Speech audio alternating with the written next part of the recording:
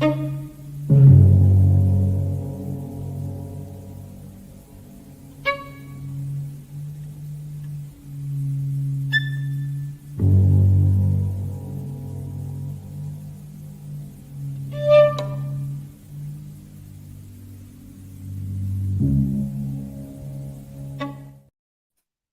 we are. Guten Abend.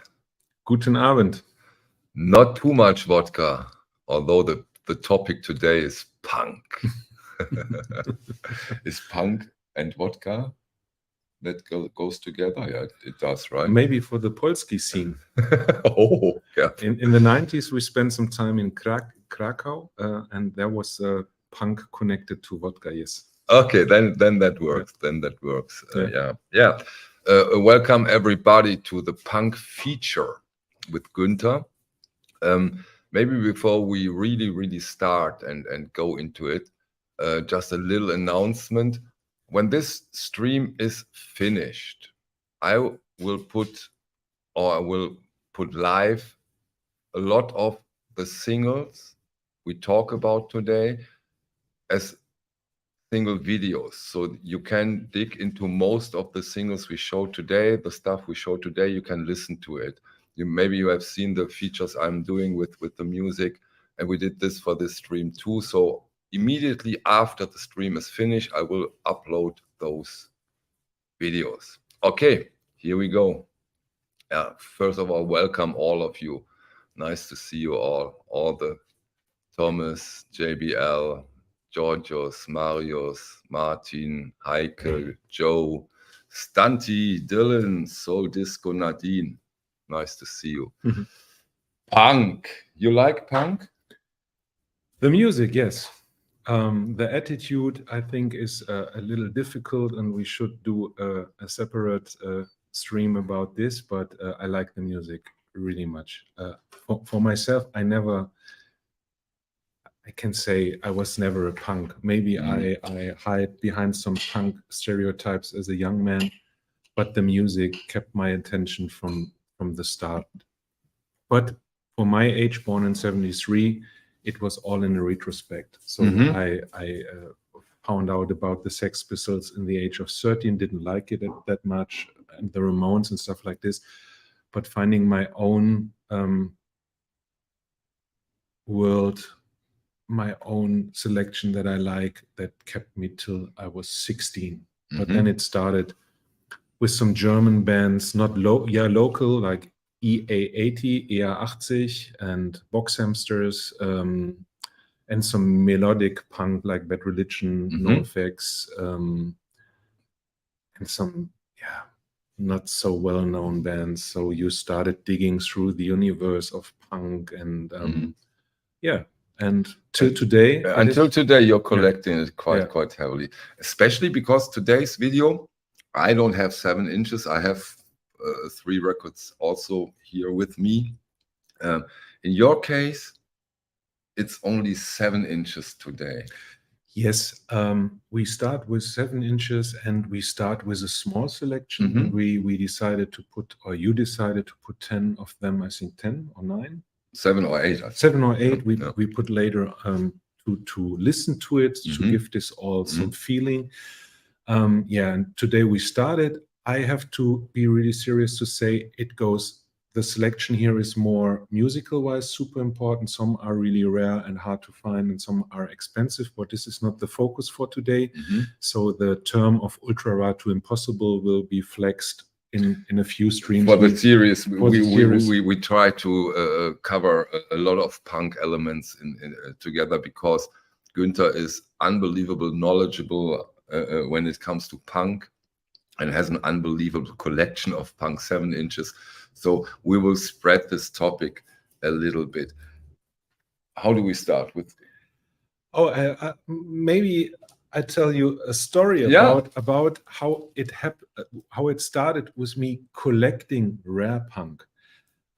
Before that 7 inch, I was just buying what I could find locally or in the Ruhrgebiet, in Dortmund or Essen. I was traveling around by bus, and I had 10 marks to spend or 15 marks to spend, and I bought mostly one LP or one 7 inch. And then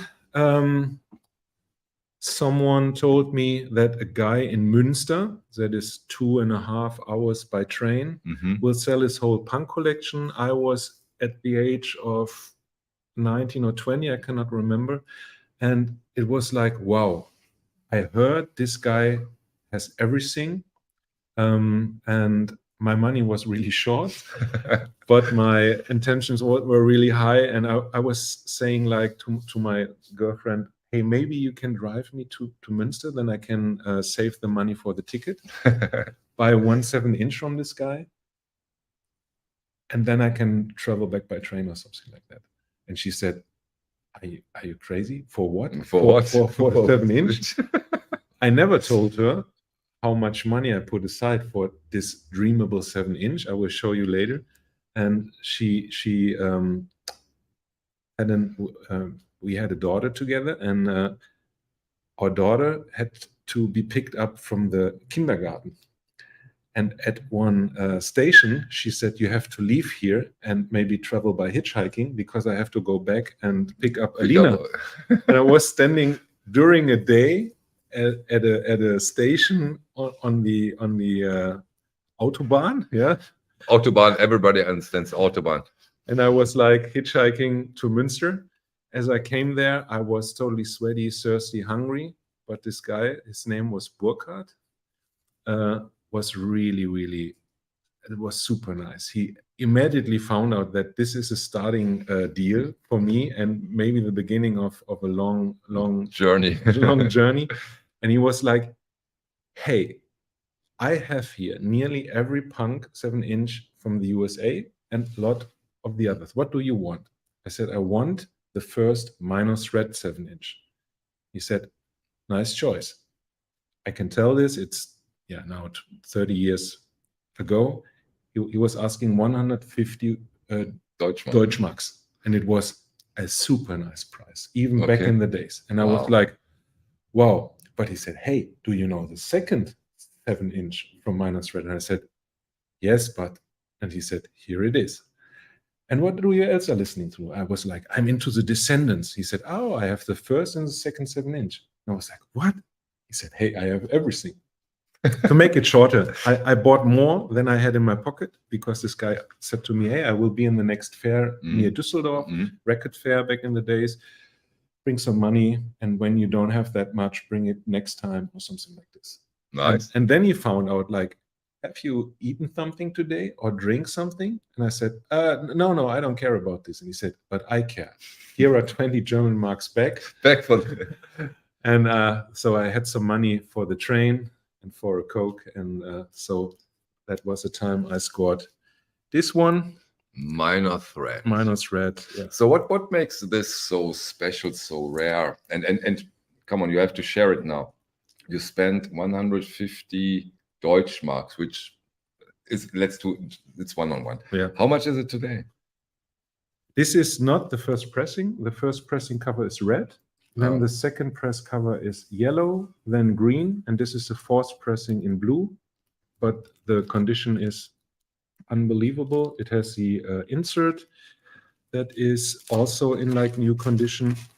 And what makes this totally special is it was something, this is the insert, also in top condition. And it's played. I played it a lot, but with most possible care. And for me, it was like a friend of mine and my ex-colleague from Slowboy, Andreas Ziegler, told me about this. And so I was like finding obscure stuff that was not locally present, that was before my days. And it kicked me directly. I listened to this.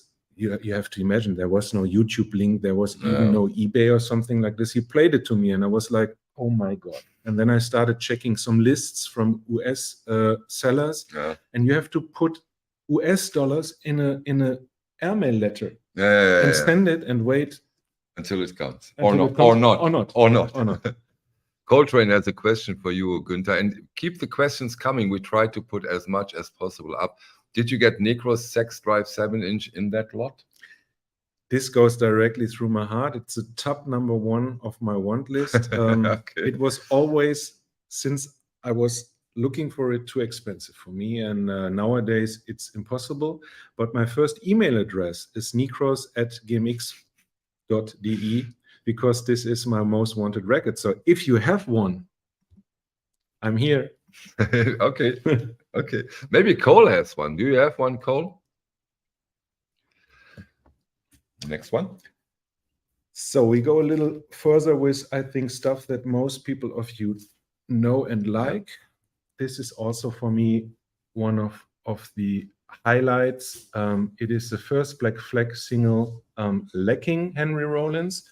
It has Keith Morris, later from the Circle Jerks, a super nice Raymond Pettibone artwork. It is SST #1, when I'm correct. This one is also really hard to find. It was limited to 500. And the only difference to the many represses are the bricks here, you see. Here are bricks. And on the represses, this is red, green, yellow, or something like this. The typography changed and a little bit the artwork. So confrontive backside, as you can expect from Raymond Pettibone.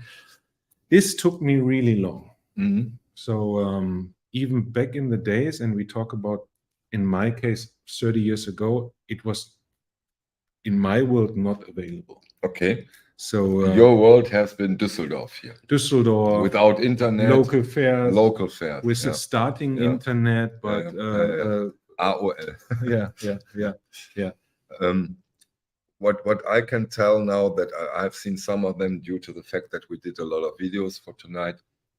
The jackets, the jacket art are quite similar in a way, but always somehow amazing, right? Rough, beautiful, but still not cheesy or cheap. This is really impressive. What I've seen on those jackets. Black Flag here is a beautiful example. Yes, even the name, hosting the Black Flag, not the white flag. For I give up. Yeah, you have won. No, I'm hosting the Black Flag. And I think for most of us, like me, I was never a punk. Yeah. I've got EQ32. I've got. I think also the Black Flag were good with the early phase of Henry Rollins. The Damaged LP is amazing, and the first 3, 4, 5 singles with Henry Rollins are amazing. Yeah, but to come back to the fact that I think for every one of us, or for most of us, punk had a lot to give to young people who were angry or had some problems with education or with the testosterone or whatever. So for all the problems in the world, and for me it was always the art, the lyrics, and what you say about this really kept my attention for his design. I was not that guy who loved perfect design, Led Zeppelin or Pink Floyd stuff. It was like, it was from the people for the people. So, and even when I never was a punk, I could easily wrap behind the stereotypes and said, no, I want to be rough and stuff like this. This has also some negative effects, like aggressions. It was really male what is it called? Dominated by male and stuff like this. But for young people, it was maybe a good thing to get some of the energy out and going to shows. And but punk, at least in the first time, correct me if I'm wrong, has always been a 7-inch thing, at least at the beginning, right? Or is that wrong? Because I heard that for quite some time now, that it mostly has been on 7 inches, at least for the starting period. Wrong or right? I would say mostly is okay, but when you see some big players or some proto-punk stuff like Stooges, or you have some big players like Sex Pistols, these also started with LP size things. But for me, punk was always on a 7-inch, because you cannot put the energy on a whole LP. there must be fillers or songs that are weaker. And when you have a 7-inch with 6 tracks, all is 1 minute long, there is pure energy, and you can hear it over and over again. Like for me, the first Bad Brain 7-inch, I don't have it here. We will see it next time when we make the rarity section. This is for me, I can listen to it 7 times in a row. Yeah, it's not even brutal hardcore punk or something like this. It is so good. The first Bad Brain 7-inch made my day, and yeah. So.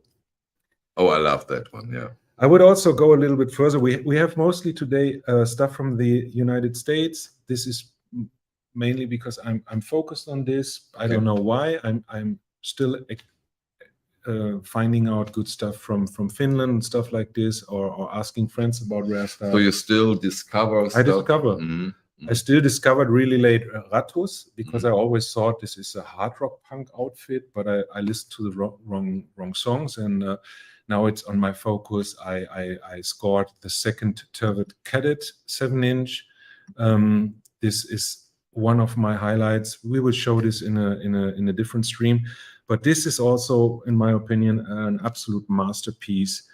It's a Swiss band, TNT. It has the killer track. Yeah, it's not on the back to see. Where I open it. Yeah, we have a video about it. We have a video. You can listen to it. Yeah. And I want to share. This is the. Yeah. And the song Syri Brand is really short. It's 50 seconds, but pure energy. Pure energy. Pure super energy. Super nice. Yeah. Female fronted. Yeah. Super nice. And yeah. So this is from Switzerland, and one of the. I have only 3 or 4 punk 7-inches from Switzerland, but this one is killer. Is killer. Yeah. Jose asked you if you ever traveled to the US to buy records. Yes, not really successful to be honest. What keeps you from being successful in the US? First, it was a lack of contacts, good contacts, and second, it was my girlfriend who traveled with me. She said after the first story, "You are crazy, and maybe I have to think about our relationship." Because good start. Yeah, it was a good start. Yeah, I was not a lot, 3 or 4 times in New York, and I was 2 times in Chicago.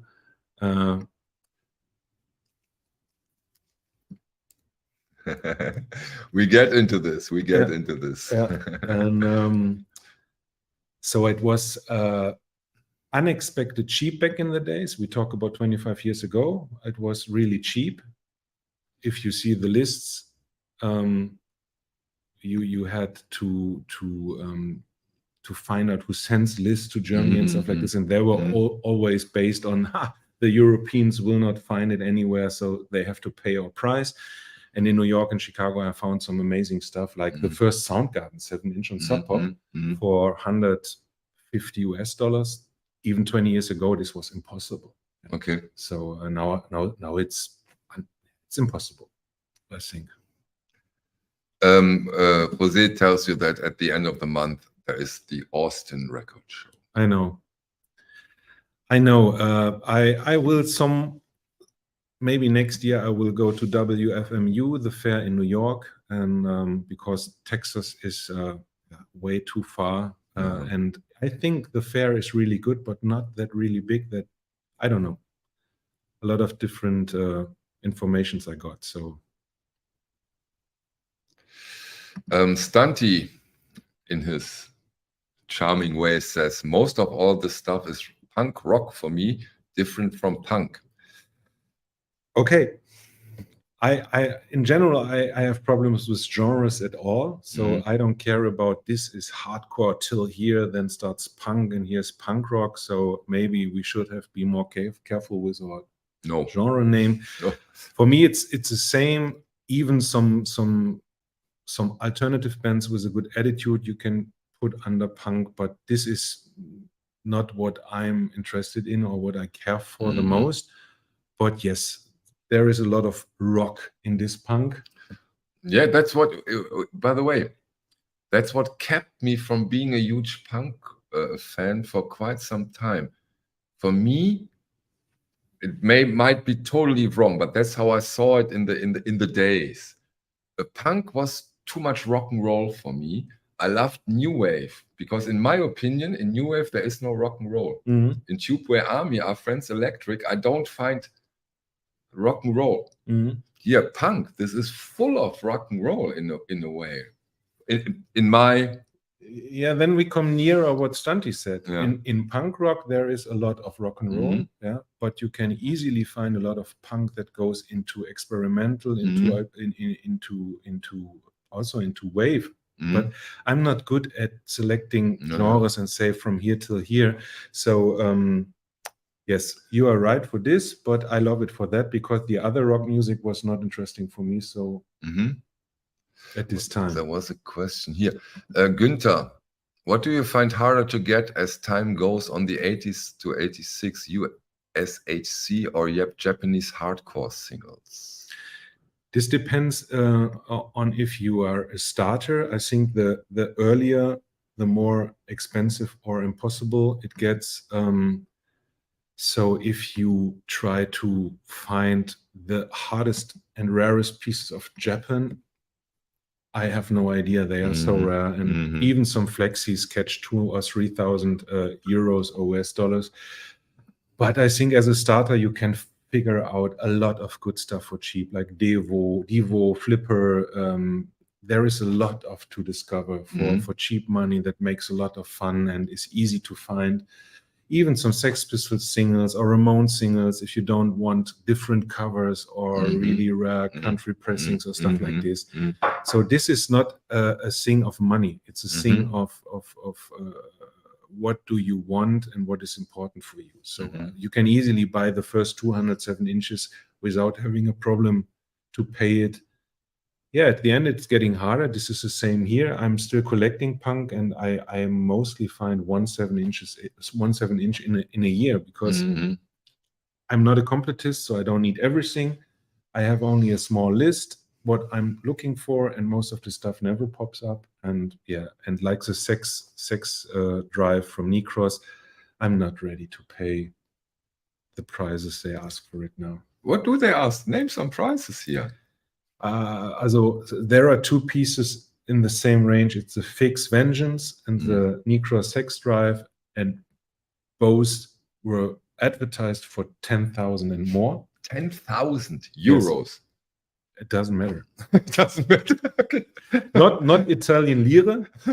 Yeah, and they not, don't exist anymore. Yeah. No. It's euros or US dollars. Cole says it's 6K. Wow. I'm ready. For 6K, you're ready. I'm ready. Okay. Yeah. He pays me good for the stream, so yeah, exactly. So don't spread rumors. Careful on social media with such rumors. I love the German band Kleenex. It took me years to find even bootlegs in the UK. But Kleenex is also from Austria, I think. Kleenex is not a German band. It's a super nice girl group. Also called later because they had a problem with the name Kleenex. Okay, yeah, of course. They get renamed Lilliput. And also I'm not really good in which countries, but it's not German. It's Switzerland, Austria. Switzerland or Austria. Okay. Oh, they will kill me after the stream for not knowing this. See? Swiss. Mr. Thomas. Kleenex is Swiss, yes. Yeah. It's a Swiss band, but amazing. Really high-pitched vocals, really good lyrics, and high energy. Okay. Show us more high energy. Yeah, we had this one. I really love it for his catchiness and for Stanti. It's punk rock, yeah, because of the main track Bloodstains. Agent Orange shared some punk rock with surf elements.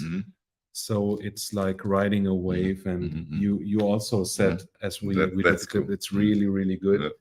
And we had this one. What I really, really love, and what I, to be honest, found out really late because of a friend who told me again and again that this is one of the greatest bands on the earth, is The Damned, with the killer single Neat, Neat, Neat, one of the best tracks. This is also You see the band on the back. This is a laminated first pressing with the Delga notes. Yeah. This is a possible 7-inch. If you don't care about a first pressing, you can find it 20, 25, maybe 35 euros. When you don't care about the pressing, you have 1, 2, 3 killer songs, super good, a good starter. Yeah. Okay. So when it comes to pressings, most of those, correct me again if I'm wrong, haven't seen 50 reissues, or is there a heavy reissuing happening with those punk singles? There are some labels like Monster Records from Spain. They reissued then the whole lot of a band and made a box of it, like Cramps or Damns. So you have boxes and with Motorhead even. So they put 7 inches together, and some sell it then separated from the box. So this is the cheapest opportunity to buy the box or some leftovers. Or ever did that? For Mike, no. You haven't. I was early in the game, so this didn't took me headaches or money. It was an easy find back in the day. So See Ed was his first punk single. Yeah. Daniel, some of these are new to me. The Damned sounds good. Yeah, give it a chance and listen to it. Yeah, absolutely. Nick Fantasy asks, any rare Melt Banana? They are an amazing Japanese noise band, but I haven't checked out into their catalog too much. Melt Banana are amazing. My ex-colleague from Slowboy, Andreas, also did a show with them. I think the first show from Melt Banana out of Japan, also 20 years ago, 70 years ago. Amazing. And what you can expect from, I think these are 2 women and 1 man, super crazy, and it has the energy and everything like in recording. It's super nice to watch it. And I like the first LP, the green one with the crocodile on it. It's in a plastic sleeve. This was one of the first things I bought in first time in New York, and I couldn't find the first Melt Banana LP. It was on skin graft and handmade with some plastic overlay to the normal cover. And yeah, this would be my favorite Melt Banana LP. Dr. Winston Boogie, aka Barry, Günter, do you own any Dictators? I know them, but I don't have anything because they are too much rock and roll to me. So this is more the stuff from I Love the Stooges or MC5, but what comes with them or after them, one goes more into the punk rock vein, and it's not really my cup. I need a little bit more energy, craziness, and less rock. A little more out there. Yeah. Brian James, I love. JMG. Henry Rollins is a Melt Banana completist. Yeah, I think not only on Melt Banana. I think he is a completist on nearly everything that is somehow connected to Melt Banana. I think more to say he's an archivist. Yeah. I think he has a really good, as far as I can say this, but he has a really, really good taste. But he's also completing stuff that is maybe not good or second rate. But he's also aware of it, right? You told me that he knows which is archive and collection, right? In a way. I had the chance to meet him once, and this was a highlight in my career as a record dealer because he loved my store and what we were doing. This was back in the days, also the Slowboy record shop, not Minty Vinyl. And he told a lot of stories, good stories. And yeah, I had a good feeling about him because he's also into the Wolf Eyes. This is a noise, harsh noise, electronic outfit we were following for decades now. And he's also a completist with John Olsen and Nate Young. And this is quite impossible. John Olsen has a label that has now 1,000 releases. Okay. And I think Thurston Moore and Henry Rollins are complete, maybe. Okay. But check out Wolf Eyes. They come to Europe. If you are into noise, into dark ambient, maybe with a mixture sometimes of dark horror soundtracks, but with a focus on noise and creepy vocals. Amazing. The Wolf Eyes. Wolf Eyes. Wolf Eyes. Yeah. Okay, I will look into it. Another record. Come Yeah. on, treat us. Yeah. This is also the Crass first 7-inch. An absolutely highlight, easy to find. Not easy. It's not easy. It's not everywhere in every record shop. But American Tapes was the label from John Olson, correct? And Aryan Asshole is the label from Nate Young. Yeah, the first Crass 7-inch. Oh, I love this. I really love this. Unfortunately, we missed to do a clip. This is really offensive, anti-fascistic, really powerful. Anger, a lot of anger. Yeah, but with a good political end for female rights, for human rights, against fascism and stuff like this. And yeah, as every time I also wear a badge. This is my Crass button for today. I really love it because it is as far as I can say, mostly a male-dominated band, was with females fronting and changing, and amazing. And the whole catalog is not that hard to find. It's not expensive. It is full of surprises. It is perfect. It is a perfect start for punk beginners. Okay, to start with Crass. Also, when it comes to the price of them, or don't care for the originals, just start with reissues. With Crass, they have a long history. They are still in business. That calls stupid, but I saw them last year in Zack, Düsseldorf, and still amazing. A little bit surprised, to be honest, because I was not expecting that they can bring the energy they had 40 years ago on the early releases. It was from front to back. It was perfect. I love the Crass stuff. Hard to find in good condition. Oh geez, the reissue sounds really good. See, that's thanks for sharing, Robert. This is the same here. I would say if you want the really first pressing, sometimes with a silkscreen cover or with a badge inside and in near mint condition, it's with everything nowadays. It is a rare opportunity and expensive, but you have the possibilities to get a repress. Yeah. Crass reissues are abundant now, especially the shit detector combs, which just got reissues. Fun fact, Chumbawamba was on Crass Records. Okay. Yeah, but the first Chumbawamba was also fitting into what Crass is doing. The later stuff, I think they get really famous about a soccer song or something like this. I don't know. But I think it's okay. Günter, are you familiar with the UK oi band Hardskin? I have the split 7-inch with Fucked Up because I'm a Fucked Up fan from Canada, but I'm not into oi. I never had really that much focus on it because I don't know, but maybe it's stupid to say, but this was a little bit too primitive mostly for me back in the days. And now when I just expect the political correct oi bands, of course not the I guess. It's not really my cup. It's more based in my head for pop rock, pop punk, or to answer Liam's question. Yeah, we are in the same room. I can touch him. Yeah, you can. Günter, this is a nice question. I think I know the answer. Günter, do you remember John Peel? Maybe you are too young. He's not that young, Barry. He's not that. Don't make him more vain than he already is.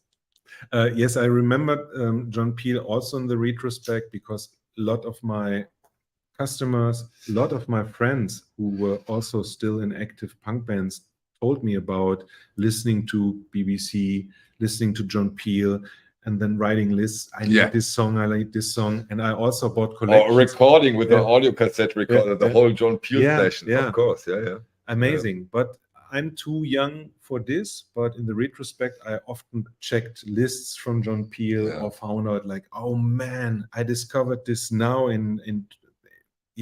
it's 2 years ago, and he played this 40 years ago. So I'm a big fan of John Peel's sessions also. I love PJ Harvey and the Peel session, or Napalm Death's Peel sessions. I think this man was really, really one of the legions for Yeah, do absolutely. it yourself, and also starting with Pink Floyd, yes, and then he kept them coming. yes, and he played so many bands. Nobody, they were so under the radar. Nobody cared for, and he said, "This is an one-hit wonder, maybe, or something nobody would discover, but I play it, it kills." And I was so proud when he did the propaganda session. Yeah. You remember from Cologne? Yeah. He left too early. Yeah. Of course he did. Yeah. Some more? Yeah, of course. Yeah.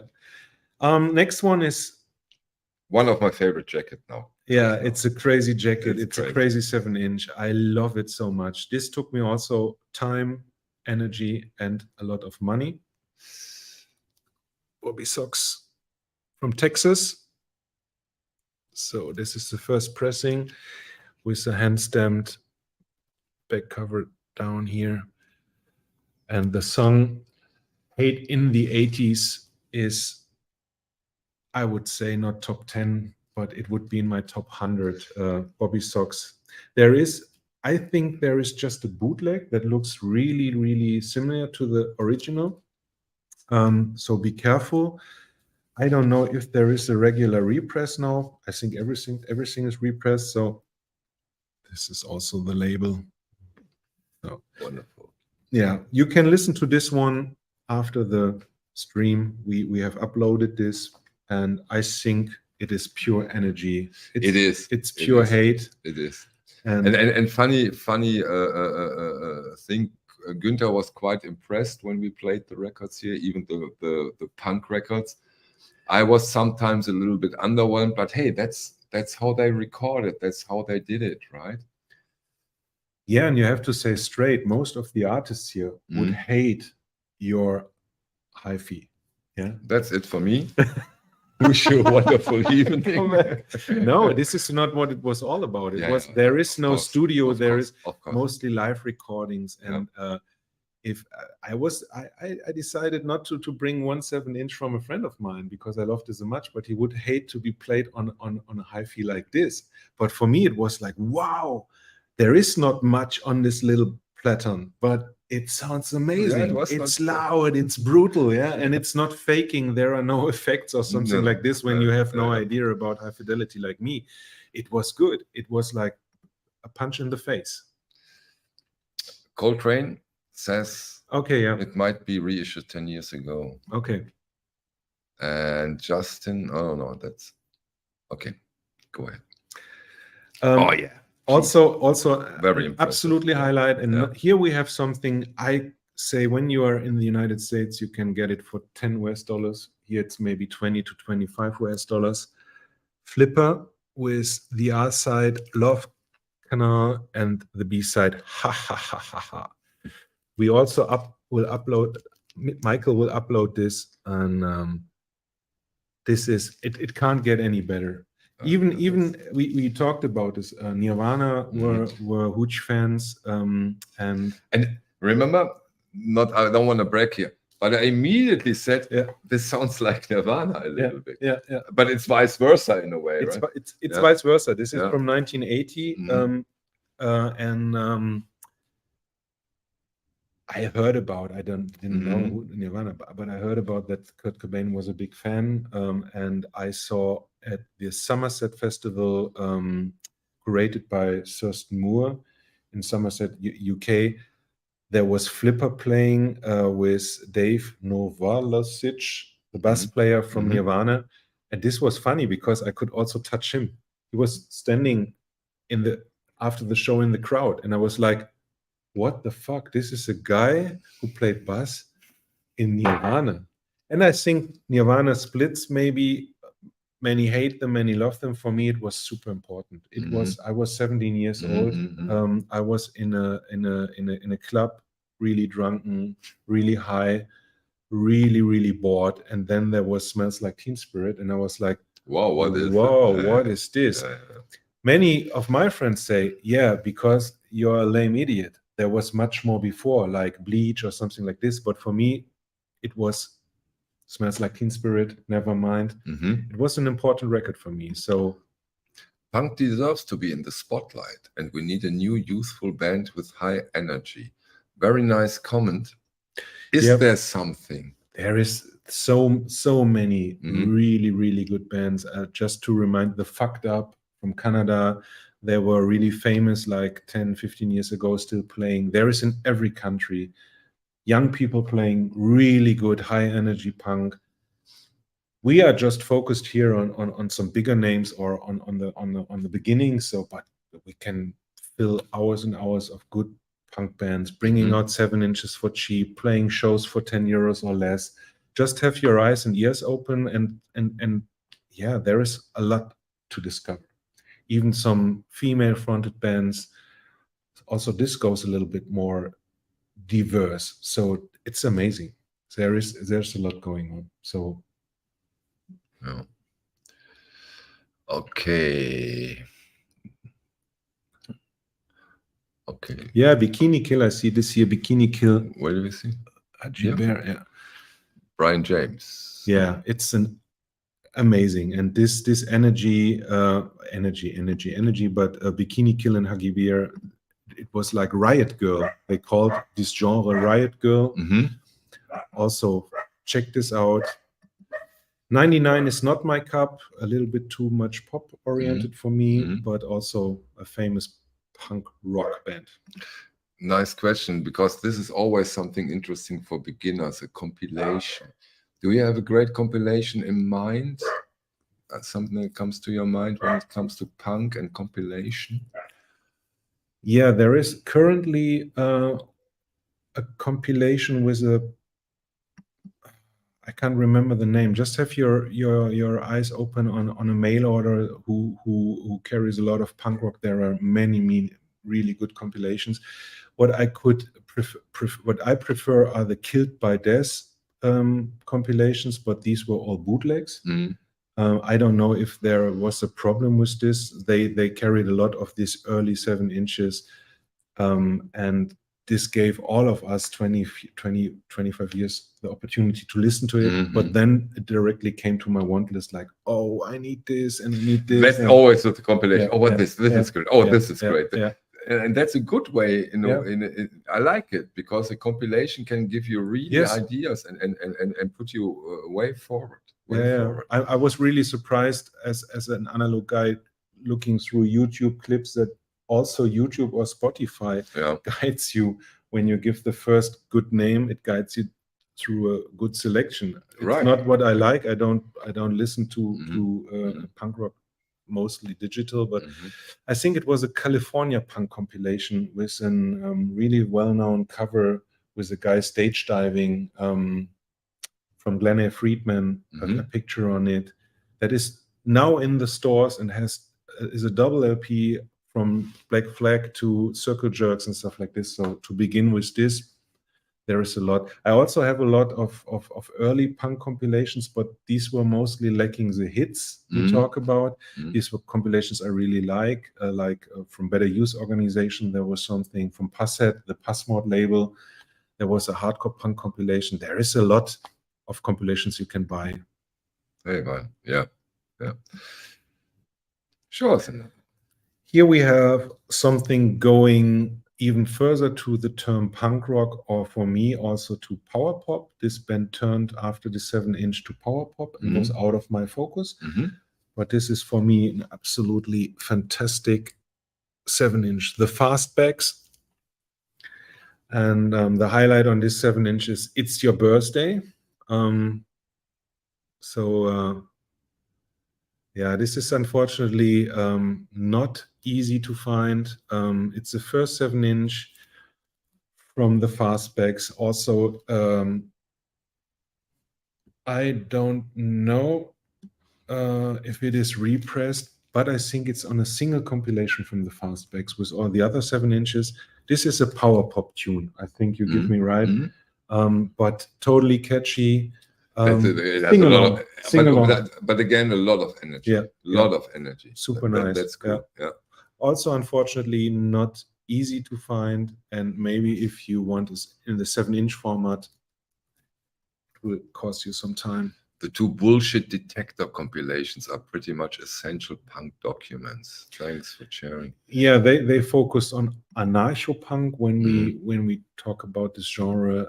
What is for anarcho-punk, this for sure. Like Rudimentary Penny, it's also a band. Spanish punk. Yeah, probably there is. Yes, definitely stuff like Negua Goriak. Is this Negu Goriak? Is political Spanish punk, I think. There are some early Escorbuto or something like this, but I never had the chance to buy them, so I did not focus on it. So Winston wants to know if you own any Angelic Upstarts or Penetration. Angelic Upstarts also were more into the, for me, it was more like oi punk or sing-along punk or whatever, I don't know. And Penetration never kicked me, sorry, no. Napalm Death was first released on Crass Records, okay. On a compilation, because the first LP was on the UK label, what is this called? All those names, all those names, and I will tell you later. But they had also a 7-inch in Japan early, but on Crass, I can't. Maybe it must be a compilation. Yeah. Some more. This was also. I love it. Yeah. Yeah. This is a really strange sleeve for a 7-inch. The band is called The Carpets, and this came really, really late to my focus, because normally this is also a power pop outfit. The first LP is super good power pop, but I will be never again ready to listen to it, because my ex-colleague Andreas, I told about him from Slower, he played this 50 times a day. Okay. And I was like, whoa, fuck, man, this is power pop. I don't like that. And then he always said on my want list is the Small Wonder 7-inch by The Carpets. And I was like, what can I expect from a power pop outfit? But then, to be honest, I bought this immediately as I found it, because Andreas always had a good taste. And all his information I got from him, and he guided me early to strange stuff and also to noise outfits. So he was or is still really a good into it. And so I was directly buying it, and it was not cheap, because I was like, man, he loves this so much. I need it. And now it's on the top 100. It's Small Wonder. We also will have the video later. It's a totally killer track. And the label from Napalm Death was E-Rake. So yeah, I'm sorry for. But Stanti asked, please answer the question. Was it on first was on E-Rake, Ed told us. John Peel also did. I think yes, on Bullshit Detector 3. Thanks, Stanti. Yeah, one I really love, the Urinals and Urinals. Urinals. What, Urinals? No, I think Urinals, but I might be wrong. Yeah. And here is the song Ak Ak Ak Ak Ak, and and I'm a Bug. So this is really minimal, really short, really a punch in the face. Not easy to find. Also, there are bootlegs that are really near, like this, with the thin photocopied sleeves. You can see it. It's just thin photocopied. So you have to take care about the bootlegs, because the this is hand drawn. No? Yeah, and the originals have hand drawn, like here. Yeah. Okay, now it works. Have some stems or some handwriting, and the Urinals have also 2 more singles. Some have a fingerprint on it, and they never had a real printed label. So so this is maybe a good advice, beside the matrix number, not to pay too much for a bootleg recording. So this was also long on my want list, not because it is so expensive. it never pops up. So now we have the Discogs eBay days. Sooner or later you will see it on your want list for ridiculous prices. But yeah, this is also, What is a ridiculous price? I think it's worth 200, 250, and you can find it with serious sellers like this. But on some sellers, I don't know, maybe they try to get 400 to 500. But I think it is worth maybe this amount, but it's not that high, well known. It's not on anybody's want list. So because it's more art punk, minimal punk, not everybody's cut like the Sex Pistols or something like this. Careful. Yeah. Here we have this one, the normal. The normal. Yeah.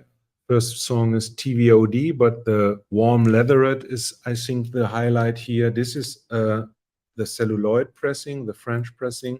I decided to keep this one because it is in near mint condition, and I love the Warm Leatherette is an unbelievable all-time favorite. Yeah. Warm Leatherette, unbelievable. Yeah, I think the same. Even the artwork, this Stanti would maybe say this is more like new wave or electronic punk or whatever, because it is not typical punk rock, but I think it was, or it is still for its time. Yeah, you see it, the celluloid labels. Oh, it's here like this. Yeah, I think also it's an absolute classic, and also not that hard to find. I think they pressed a lot. Luckily, because again, yeah, the original pressing is on Mute. Mute record get famous for Depeche Mode, and Miller, who was the only person behind the normal, I think he discovered Depeche Mode and made them famous. Strange is that this 7-inch is so good, and he only released after this a split live 12-inch without cover. So maybe he decided it's all said and done with these two songs. With his two songs, it's so, they made a statement, don't they? So I don't know that much about it, but I love this 7-inch, and when you are lucky, you can score it for 10 euros. So Manfred Stock wants to know if you have German punk like Rotzkotz, Hansaplast, and Hammerhai. The Rotzkotz I put out of my collection 2 weeks ago. I had the hand sprayed first LP and put it in my store. You saw it. It's a really nice hand sprayed cover. It's on the label from Billy Childish, or a label who also released Billy Childish back in the days. I like it. It is minimal punk with stupid lyrics, a little bit, but for me it has too less punch, and so it was not mine. Hammerhai, yeah, it's I think a 90s German punk band I don't have. Hansaplast, everybody was listening to Hansaplast. Super nice. Du bist ein geiler Lederhosentyp. Lass mich an deinen Lederarsch ran. Careful. Yeah, I love this a lot. Yeah, I have the first and second LP from Hansaplast. Yeah. Okay. Yeah. So, questions answered, Manfred. Stiff records are very collectible. Dr. Winston O'Boogie. Oh, I'm sorry, I don't want it. No problem. No, yeah, but okay. For me, Stiff goes a lot way out of the focused punk thing, and focus also on pop rock or hard rock, rock. Elvis Costello is also a good one, super nice, but not for me. Maybe it was also with his early releases in the punk rock area, but yeah. So Stiff was a little bit too widely stretched for me. So, but if you start collecting Stiff, I wish you good luck. So. Yeah, because sorry, that was a lot of German terms. Yeah, you would have liked them, I'm sure.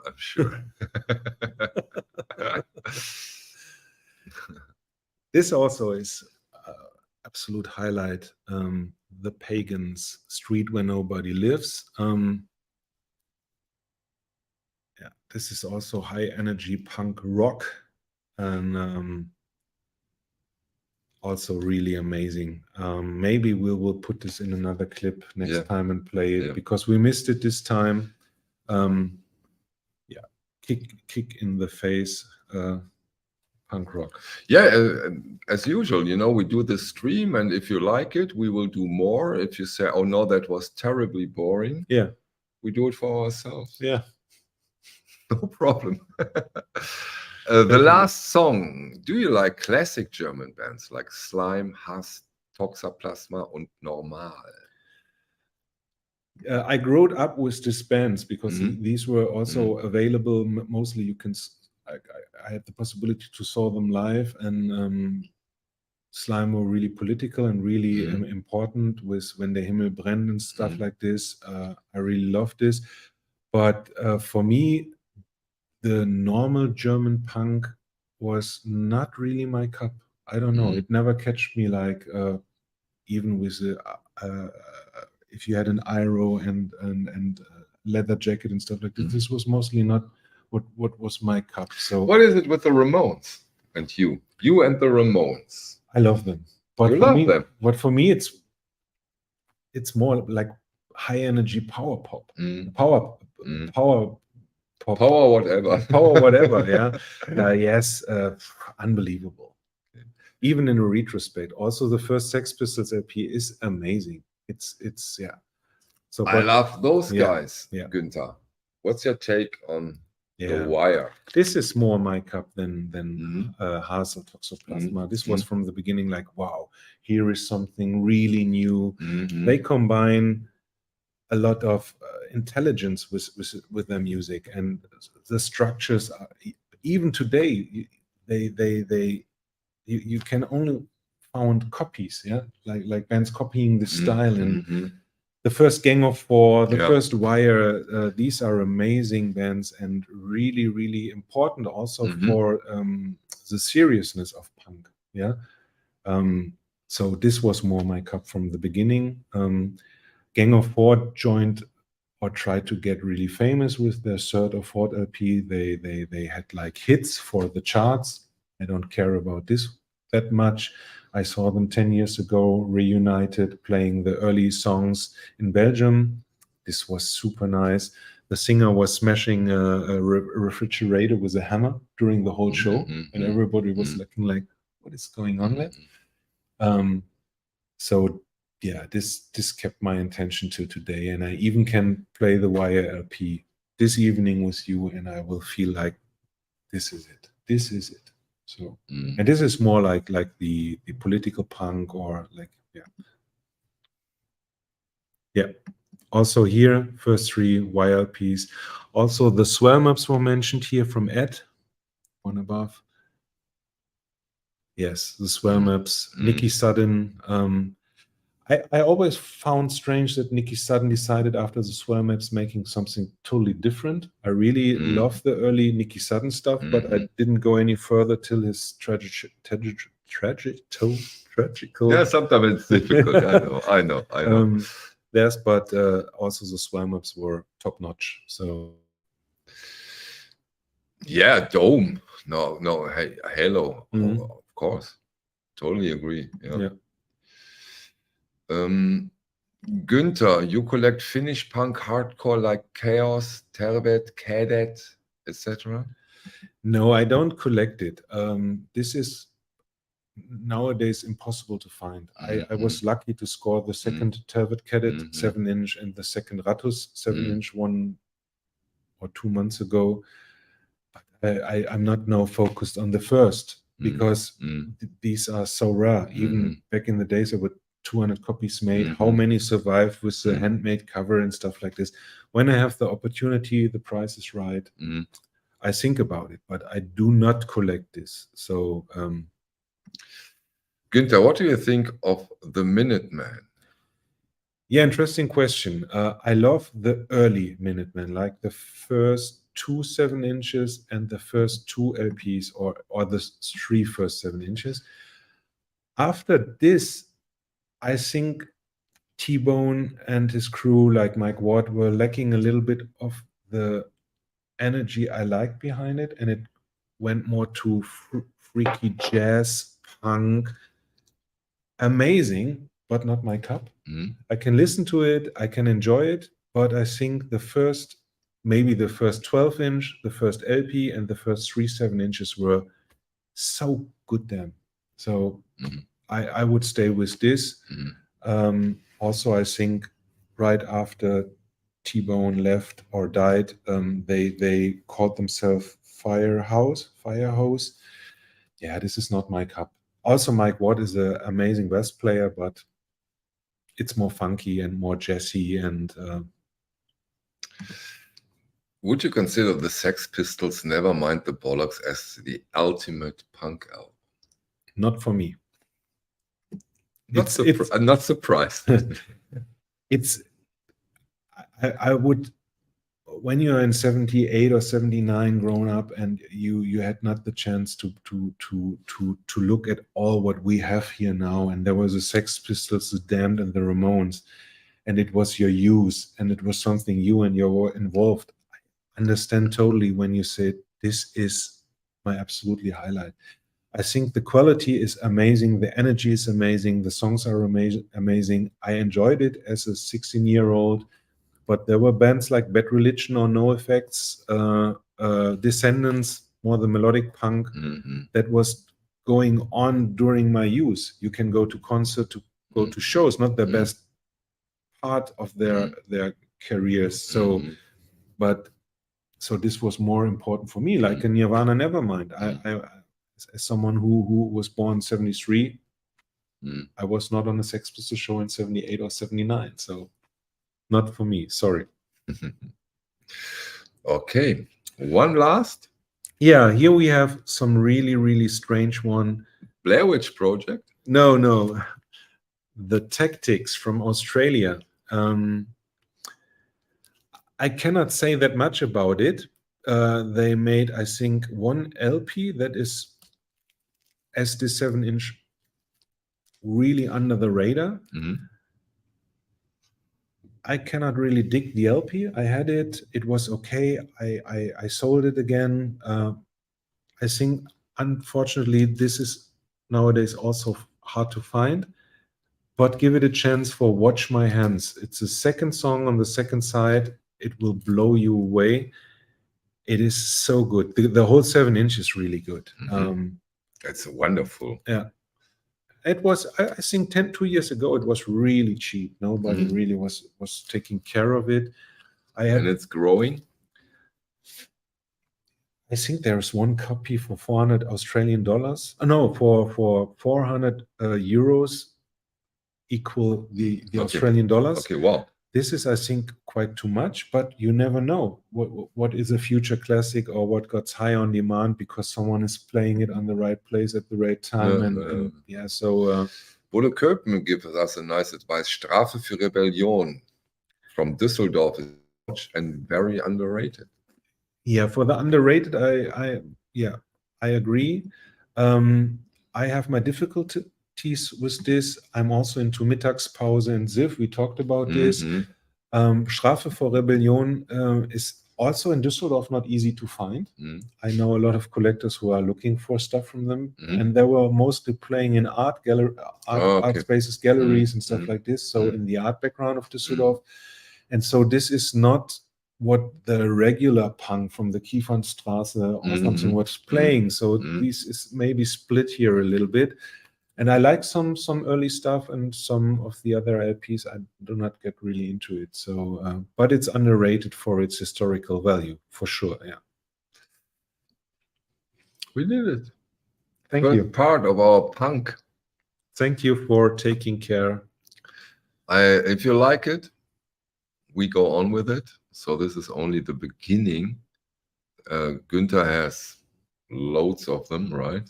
For at least another video, I think. For most punk collectors, I have really less 7 inches because I'm not a completist.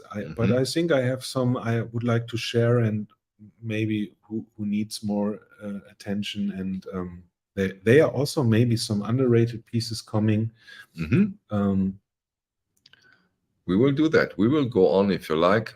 Thank you very much for your attention, for watching us. Now we will put up the 7 inches so that you can listen to them. See you on the next one. Thank you. Bye.